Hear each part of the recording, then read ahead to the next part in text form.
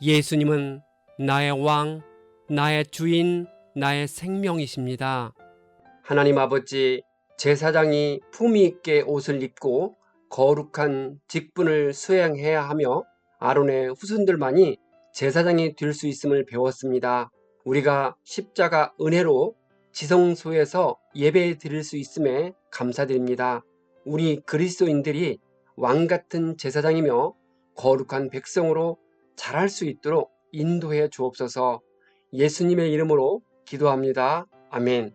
오늘 읽을 말씀은 출애굽기 28장과 29장입니다. 이 말씀의 핵심은 첫째, 제사장의 옷을 품위 있고 아름답게 만들어야 합니다.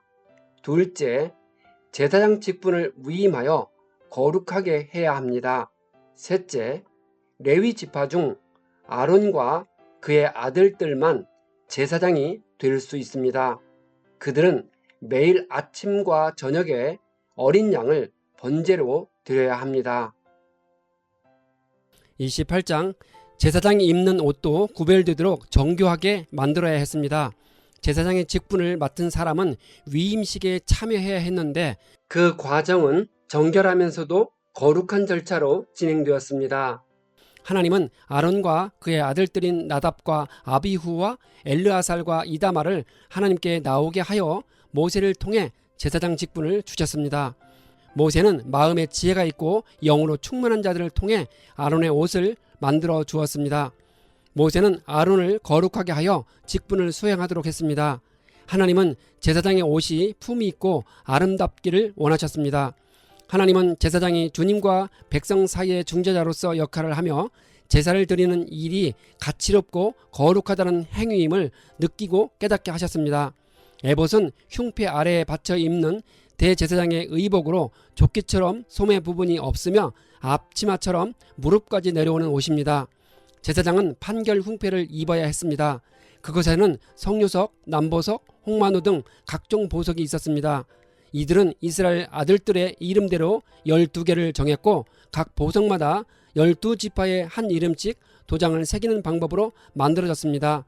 제사장은 12지파를 대표해서 하나님께 나아가는 존재이고 12지파는 하나님께 보석처럼 귀하고 가치 있는 존재로 여겨졌음을 보여줍니다. 어떻게 두 보석이 여호와 앞에서 기념이 될 수 있었을까요?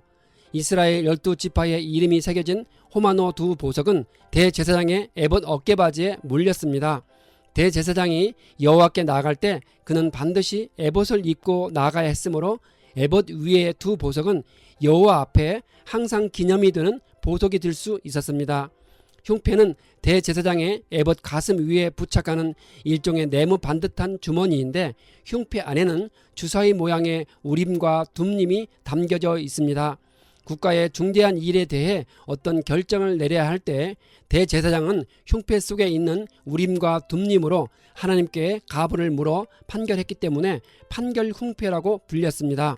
우림은 빛이란 뜻이고 둠림은 완전함이란 뜻입니다. 이것들은 매끈한 돌로 된 한 쌍의 제비 도구였는데 대제사장은 우림과 둠림 중 하나를 택하여 하라 혹은 하지 말라로 하나님의 뜻을 판별했습니다.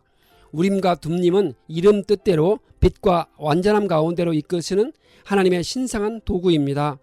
아론이 제사를 드리러 갈 때 특별히 입는 옷이 또 있었습니다. 그 옷 가장자리로 돌아가면서 금방울 하나와 석류 하나를 달았습니다. 아론이 입고 여호와를 섬기러 성소에 들어갈 때와 성소에서 나올 때 소리가 나게 했습니다. 만약 소리가 나면 제사를 바르게 드리고 있는 것이니 죽지 않고 살아있는 것이고 소리가 나지 않으면 제사가 바르지 않아 죽은 것입니다. 아론의 이마에는 여호와께 성결이라는 패를 달아야 했고 그 패가 아론의 이마에 있으므로 그 성물을 여호와께서 받으시게 됩니다.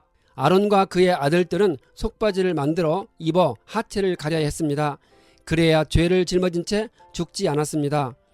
대제사장인 아론과 일반 제사장인 아론의 아들들의 의복은 달랐습니다. 대제사장의 의복은 일반 제사장의 의복보다 훨씬 화려하고 아름다웠습니다. 대제사장의 의복은 7가지 장식인 흉패, 에봇, 에봇 받침 겉옷, 반포 속옷, 관띠, 순금패로 구성된 반면 일반 제사장의 의복은 단순히 세 가지 장식인 속옷, 띠, 관으로 이루어졌습니다. 제사장들은 속바지를 반드시 입어야 했습니다. 아담 이래로 타락한 인간이 거룩하신 하나님 앞에서 수치를 나타내는 하체의 벌거벗음을 가리기 위함입니다. 29장 아론과 그의 아들들이 제사의식을 거룩하게 진행하는 절차가 기록되어 있습니다. 하나님은 제사장들에게 흠없는 소나 양을 준비하게 하고 무교병을 준비하게 하셨습니다. 발효성이 강한 누룩은 성경에서 죄와 부패를 상징하기 때문에 제사장 위임식 때 누룩 없는 음식물을 사용해야 했습니다. 제사장들은 제사의식을 하기 전에 회막문에서 물로 씻고 옷을 입어야 합니다. 그들은 속옷, 에봇, 받침, 겉옷, 에봇, 흉패, 띠, 판, 패 순서로 의복을 갖추어 입어야 합니다. 그런 다음 제사장이 머리에 관을 씌우고 관유를 가져다가 머리 위에 부어 바릅니다. 성경에서 기름을 부어 바르는 행위는 하나님의 특별한 용도를 위하여 거룩하게 구별하는 의식입니다. 제사장과 왕과 선지자들이 기름 부음을 받았습니다. 예수님은 제사장이시며 왕이시고 선지자이십니다.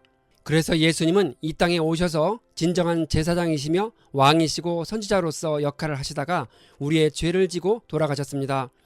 모세는 아론과 그의 아들들에게 위임하여 거룩하게 해야 했습니다.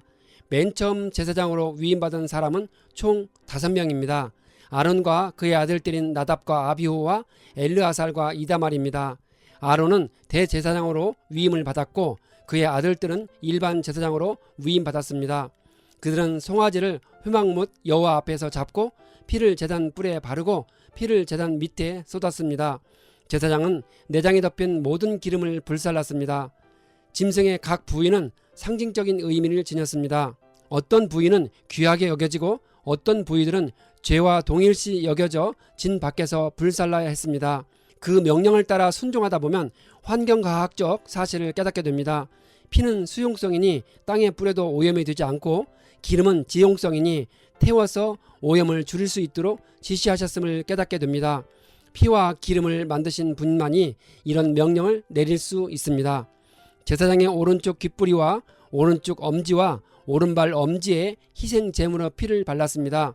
이런 의식은 제사장이 삶의 모든 영역에서 하나님 앞에 거룩하게 구별된 자로서 살아가야 한다는 상징적인 의미를 지닙니다. 그가 듣고 생각하고 만지고 걸어가는 곳마다 거룩한 자로 서 있어야 함을 의미합니다. 요제는 제사를 드리는 방법 가운데 하나로 제사장이 화목제의 제물을 여호와께 바친다는 의미로 그것을 높이 들어 앞뒤로 흔드는 방식으로 제사 드리는 것을 말합니다. 거제는 희생 제물로 가슴 부위를 위로 높이 치켜 들므로써 여호와께 바치는 제사 방식을 가리킵니다. 아론이 죽으면 대제사장의 성인은 그를 이어 대제사장이 될 아들에게 물려졌습니다. 후임 대제사장은 전임자의 의복을 그대로 물려받았습니다. 그렇지만 그가 대제사장으로서 직무를 감당하기 위해서는 아론이 했던 것과 똑같이 대제사장의 위임식을 치러야 합니다. 제사장의 위임식은 7일에 걸쳐 진행된 것이 아니라 7일 동안 매일 똑같이 7번 반복했습니다. 성경에서 7은 하나님의 온전하신 7일 동안의 창조사역에 근거하여 거룩함과 완전함을 나타내는 숫자로 사용되었습니다. 그래서 유월절, 초막절 등 이스라엘의 주요 절기들도 7일 동안 지켜졌습니다. 아론과 그의 아들들은 자신들을 거룩하게 하는 데 쓰이는 속죄물을 먹을 수 있으며 타인은 먹지 못합니다. 제단을 거룩하게 하고 제사를 드리는 제사장도 거룩하게 하는 일을 매일 반복해야 했습니다. 제사 드리는 방법 4가지를 다시 정리하겠습니다. 첫째, 태워드리는 화제. 둘째, 높이 들어 앞뒤로 흔들어 드리는 요제. 셋째, 높이 치켜들어서 드리는 거제.